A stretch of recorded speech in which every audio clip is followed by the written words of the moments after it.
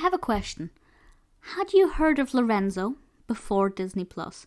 This is where everybody says yes and I just look like an idiot. But for whatever reason, I had not actually heard of Lorenzo until I discovered it on Disney Plus. But it was released in 2004. It was apparently released alongside the film Raising Helen, which I had heard of but I haven't seen. But this is a very short animation. It's a couple of minutes in length, and it's about this cat called Lorenzo. And the design of Lorenzo is beautiful. He's this kind of large, very fuzzy, purpley coloured cat, and he's living a very luxurious life with this very beautiful tail. He seems to be very pampered, and his tail is absolutely exquisite.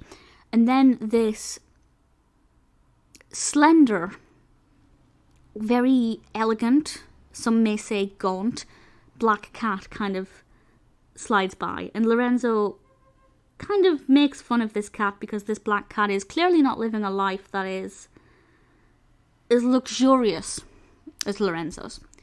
It's very odd that Lorenzo is not a very likeable character when he's got such a beautiful design to him. But having said that, Lucifer, I think Lucifer is adorable. A little bit, Lucifer, when he puffs off his cheeks, he makes me want to go. I think you maybe needed the visuals to see what I was doing there, because otherwise I've just kind of fiffed into the microphone. But you know what I mean, I think. It's the noise that Toulouse or Berlioz makes in the Aristocats. I can't remember which one of them. But it is weird that Lorenzo looks so beautiful, despite being quite nasty. And this black cat decides to put a hex on Lorenzo. And Lorenzo's very gorgeous tail comes to life and obviously starts to cause problems. I won't say how it progresses or what happens, but it's almost definitely not for children. It gets quite dark and probably would have traumatized me as a child.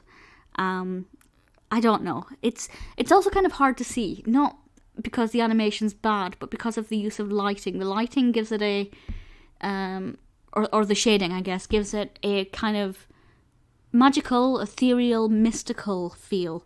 And it's beautiful. It works very well. But it's not necessarily blatantly obvious what's happening if you don't pay full attention. I think it's easy to be sucked into that beautiful ethereal quality that it has. But once you actually do pay full attention, it's like, oh, hang on, it's a lot darker than one would expect. So I enjoyed the creative process. I thought for many ways it was quite delightful to watch, but it's certainly not at all what I was expecting. Had you heard of it? Was it what you were expecting? I don't know. This apparently actually started way back in 1949 when one of the Disney artists, Joe Grant, apparently, according to Wikipedia at least, saw his cat dive into a fight between two poodles. And over the years, it's obviously taken a long time to come about as to the version that we know now.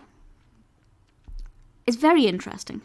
Very, very worth watching for an analytical view.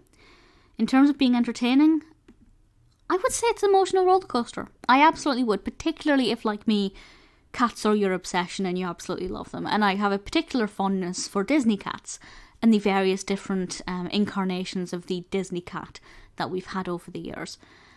Lorenzo is definitely atypical in many ways. I enjoyed it. A little bit traumatized. Definitely recommend it.